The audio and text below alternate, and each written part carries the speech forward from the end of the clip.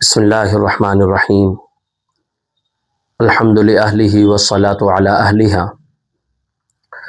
محترم ناظرین کرام، شریعت نے مسلمانوں کو 2 دن بطور تہوار کے عطا کیے ہیں، ایک عید الفطر، دوسرا عید الاضحیٰ۔ رمضان المبارک مکمل ہونے کے بعد جو دن آتا ہے اسے عید الفطر کہا جاتا ہے۔ آج رمضان المبارک کا آخری دن ہے، آئندہ کل انشاءاللہ عید الفطر ہوگی۔ عید الفطر کی نماز کی ادائیگی کے لیے شہریان مالیگاؤں کی ایک بہت بڑی تعداد لشکر والی عیدگاہ پہنچتی ہے۔ لشکر والی عیدگاہ علاقے غیر میں ہے، وہاں آس پاس غیر مسلم بھائیوں کی آبادی زیادہ ہے۔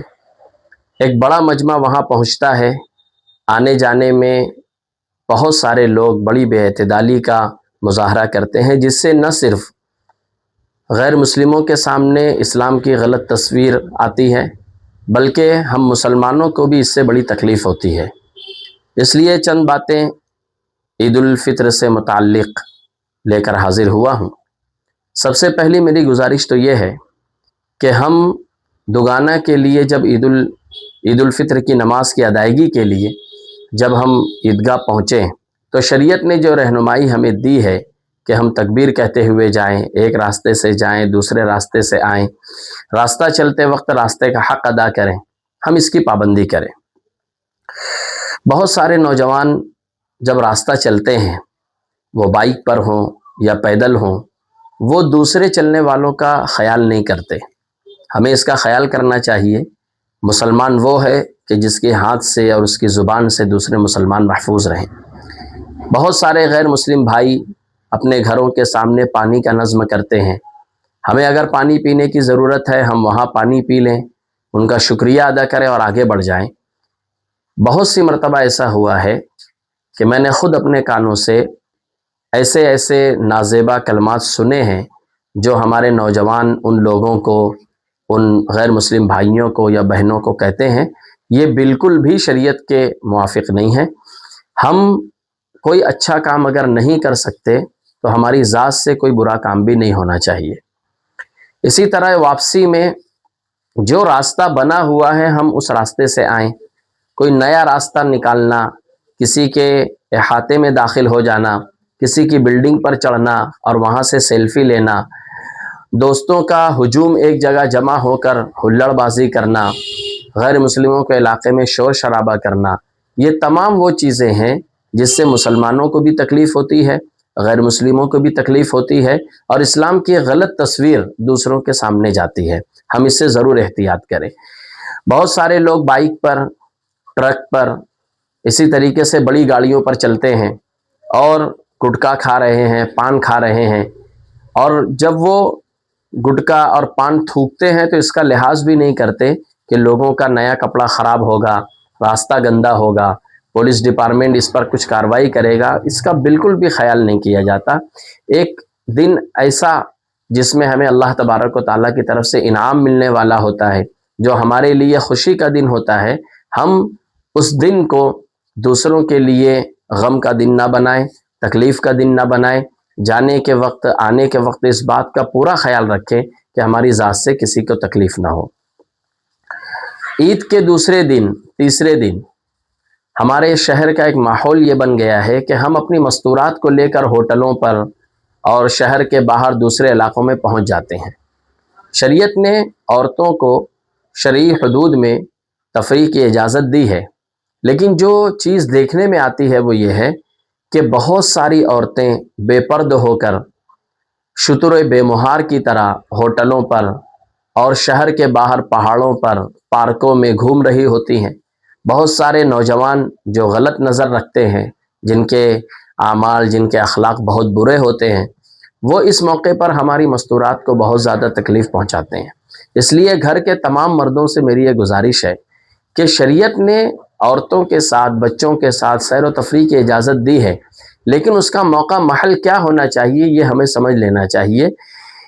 ان جیسے جو مواقع ہوتے ہیں اس پر بہت سارے اوباش نوجوان بد اخلاقی کرتے ہیں۔ ہم اپنی مستورات کو ایسی جگہوں پر لے جانے سے پرہیز کریں۔ کسی اور موقع پر ہم اپنی مستورات کو لے کر کے جائیں، یا اگر ہم ایسے موقع پر جاتے ہیں تو شرعی حدود کا لحاظ رکھیں کہ ہماری عورتیں بے پردہ نہ ہوں۔ آپ کو یہ جان کر حیرت ہوگی کہ ہماری عورتیں نہ صرف ہوٹلوں میں، پارکوں میں ہوتی ہیں بے پردہ ہوتی ہیں، بلکہ پہاڑوں پر چڑھ جاتی ہیں اور شام دیر تک پہاڑوں پر اور ایسی سنسان جگہوں پر ہوتی ہے کہ جہاں انسان کا رہنا خطرے سے خالی نہیں ہے۔ اس لیے اس چیز کی نزاکتوں کو ہم سمجھیں اور شرعی حدود میں رہتے ہوئے ہم عید الفطر منائیں۔ تیسری چیز میں یہ عرض کرنا چاہوں گا کہ اس وقت ملک میں اور دنیا میں جو حالات چل رہے ہیں وہ جنگ کے حالات ہیں۔ ان حالات میں کب کیا ہو جائے ہمیں اس کا اندازہ نہیں ہے۔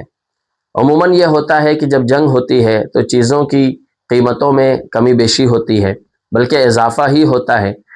عید کے موقع پر ہمارے بہت سارے افراد کے پاس روپیہ پیسہ ہوتا ہے اور وہ بے درے خرچ کرتے ہیں، فضول خرچی میں اس پیسے کو ضائع کر دیتے ہیں۔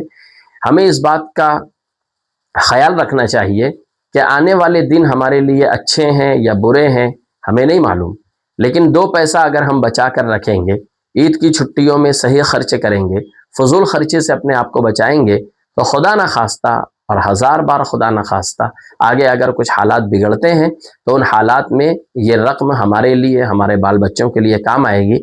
ایسا نہ ہو کہ آج حالات بہتر ہیں تو ہم جمع پونجی پوری کی پوری اپنی سیر و تفریح میں، دوستی یاری میں اور سیر سپاٹے میں اور فضول خرچی میں خرچ کر دیں، اور پھر آئندہ ہمیں کسی کے سامنے دست تعاون دراز کرنا پڑے۔ اس سے احتیاط کریں۔ چوتھی بات یہ عرض کرنی ہے کہ بہت سارے نوجوان عید اور اس کے دوسرے تیسرے دن اور چھٹیوں میں سیر و تفریح کے لیے 2 ویلر پر 4 ویلر پر نکلتے ہیں، ٹھیک ہے، لیکن ہمیں اس بات کا خیال رکھنا چاہیے کہ ہمارے گھر پر بھی ہمارے بال بچے ہیں، ماں باپ ہیں۔ کہیں ایسا نہ ہو کہ ہماری تیز رفتاری ہمارے لیے حادثے کا سبب بن جائے اور وہ حادثہ ہماری موت کا سبب بن جائے۔ ہر سال اس طرح کے کچھ نہ کچھ واقعات پیش آتے ہیں۔ خوشیوں سے بھرا دن، خوشیوں سے بھرا گھر ایک بچے کی بے احتیاطی کی وجہ سے غم میں بدل جاتا ہے۔ اللہ نے ہمیں خوشیوں کا دن عطا فرمایا ہے تو شرعی حدود میں رہتے ہوئے خوشیاں منانے کے ہم پابند ہیں۔ اس لیے جو نوجوان 2 3 4 ایک بائک پر سوار ہو کر نکلتے ہیں یا 4 ویلر جو چلاتے ہیں اور حد سے زیادہ اس کی سپیڈ ہوتی ہے جو ایکسیڈنٹ کا سبب اور حادثے کا سبب بنتی ہے، میری ان سے گزارش ہے کہ جان ہے تو جہان ہے، اپنوں کے ساتھ رہیں۔ اللہ تبارک و تعالیٰ نے خوشی کا دن دیا ہے، اپنوں کے ساتھ رہ کر خوشیاں منائیں۔ میں اپنی طرف سے پورے ہی شہر کو عید الفطر کی مبارکباد دیتا ہوں۔ دعا کرتا ہوں کہ اللہ تبارک و تعالیٰ آنے والے اس دن کو تمام عالم اسلام کے لیے، مسلمانوں کے لیے خوشیوں کا دن بنائے۔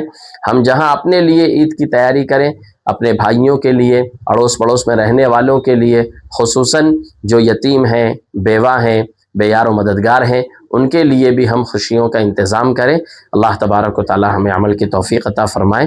بہت بہت شکریہ۔